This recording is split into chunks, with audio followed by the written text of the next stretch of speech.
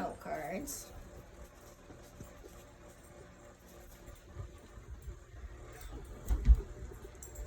I'm sure in some capacity you are all familiar with the American Red Cross. They may have provided you shelter, water, or comfort during a natural disaster.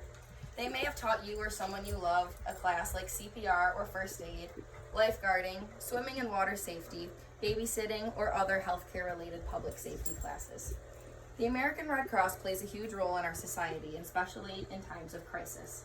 Throughout history, the American Red Cross has been a premier humanitarian organization. The American Red Cross was founded in 1881 following the Civil War. In the next 20 years, they conducted their first domestic and overseas relief efforts. They aided the military for the first time during the Spanish-American War.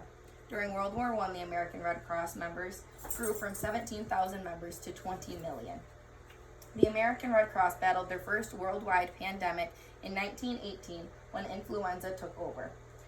Throughout that time and after, they served Americans during some other major disasters, such as the Mississippi River floods of 1927 and the Great Depression.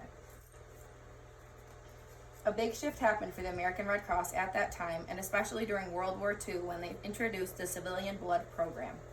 This modernization of blood services improved and improvised the safety of blood donation and saved thousands of lives during World War II, the Korean War, the Vietnam, and the Gulf Wars.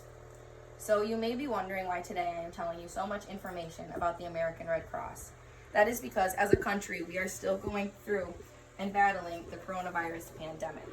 During the worst parts of the coronavirus pandemic, blood donations were significantly down. The American Red Cross is motivated to supporting Americans during times of need. It is vital that we as Americans support each other during these times of needs, which is why I want to inform you of my positive experiences with the American Red Cross. I know many people are nervous about the processes that are involved with donating blood, but it is virtually painless, it's very easy, and it saves lives. My first experience with the American Red Cross was in high school at a blood drive that our school had hosted. Unfortunately, I wasn't able to donate blood because I was anemic at the time. However, that showed me that the American Red Cross really cares about the safety of their donors. That day, I set a goal to donate as often as I could when I was finally healthy enough to be able to donate. Since then, I have donated blood 16 times, which could potentially have saved 112 different people. The blood donation process is very easy and it's very safe. You start with a registration where they go over your basic eligibility. You show them your ID, they read you information about donating blood, and you have to provide them with a full address. You have to be able to live at that address for 8 weeks. Next, they'll do a history over your health. You'll answer questions about where you've traveled, what prescriptions you're taking, the medications in your system. They'll check your temperature, your pulse, your blood pressure, and your hemoglobin levels. Next, you'll begin the donation process. There, they cleanse the area in your arm. They'll insert a sterile needle. It doesn't hurt, and I promise it's quick and painless. And if it's really too uncomfortable for you, just tell them to stop. The donation only takes 10 minutes. You hold a ball in your hand and you twist it while you watch TV or talk with the staff. My favorite donation place is at a karate studio where I've watched self-defense classes and other children taking karate. When approximately 1 pint of blood has been collected, the donation is complete and the staff will collect your donation and bandage your arm. You've finished the donation process. You can have some complimentary snacks and drinks in the rest area. You leave 15 minutes later and you're able to resume your normal routine with the exception of lifting heavy things and consuming alcohol. There are many myths surrounding blood donation. With the information from Connect Life, I will share just a few for you. A common myth is that your health deteriorates after you donate blood.